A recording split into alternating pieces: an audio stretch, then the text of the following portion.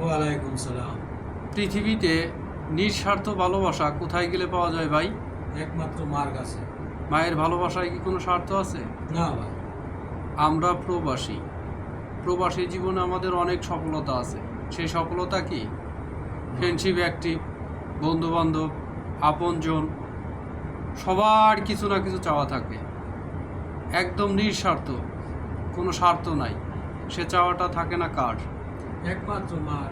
মায়ের ভালোবাসার ভিতরে কোনো স্বার্থ থাকে না।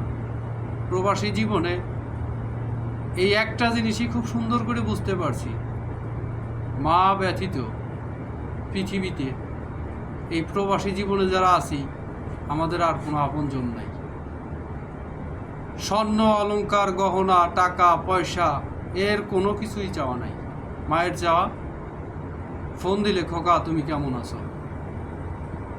মায়ের মন আমার ব্যথা ওজন করতে জানে কি না ভাই? সত্য কথা।